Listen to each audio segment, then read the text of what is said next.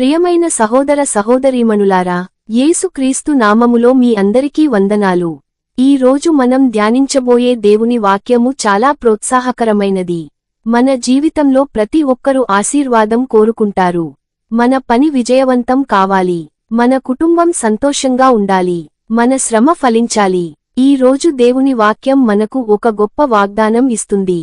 ద్వితీయోపదేశకాండము 16:15 ఇలా చెబుతుంది: నీ దేవుడైన యెహోవా నీ రాబడి అంతటిలోనూ నీ చేతిపనులన్నిటిలోనూ నిన్ను ఆశీర్వదించును. ఈ వచనం మనకు ఒక గొప్ప ఆశను ఇస్తుంది. దేవుడు మన పనిని ఆశీర్వదించగలడు. దేవుడు పనిని ఆశీర్వదిస్తాడు. మన జీవితంలో మనం చాలా కష్టపడుతాము, పని చేస్తాము, వ్యాపారం చేస్తాము, చదువుకుంటాము. కాని నిజమైన విజయము దేవుని ఆశీర్వాదంతోనే వస్తుంది. బైబిల్ చెబుతుంది, దేవుడు ఆశీర్వదించినప్పుడు చిన్న పని కూడా గొప్ప ఫలితాన్ని ఇస్తుంది.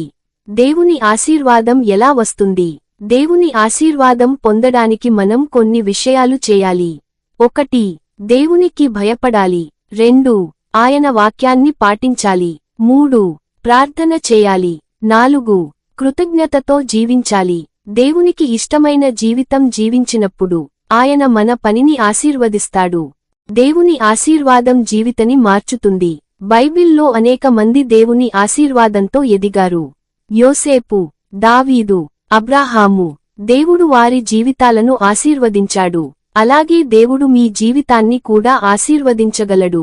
ఈ రోజు మీరు కష్టపడుతూ ఉండవచ్చు. మీ శ్రమకు ఫలితం రావడం లేదని అనిపించవచ్చు. కాని దేవుడు ఇలా చెబుతున్నాడు: నీ చేతిపనులన్నిటిలోనూ నిన్ను ఆశీర్వదించును. దేవుడు మీ శ్రమను చూస్తున్నాడు. సరైన సమయంలో ఆయన ఆశీర్వదిస్తాడు. మన జీవితంలో దేవుని ఆశీర్వాదాన్ని గుర్తించాలి. ప్రతిరోజు ఇలా చెప్పాలి: ప్రభువా, నన్ను ఆశీర్వదించినందుకు ధన్యవాదాలు. కృతజ్ఞత గల హృదయాన్ని దేవుడు ప్రేమిస్తాడు. ప్రార్థన చేద్దాం. ప్రియమైన పరలోక తండ్రి, నీ వాక్యమునకు ధన్యవాదాలు. ఈ వీడియో చూస్తున్న ప్రతి ఒక్కరి పనులను ఆశీర్వదించుము. వారి శ్రమకు ఫలితాన్ని ఇవ్వుము. వారి కుటుంబాలను ఆశీర్వదించుము. వారి జీవితాలలో సమృద్ధి మరియు శాంతి ఇవ్వుము. యేసు నామములో ప్రార్థించుచున్నాము.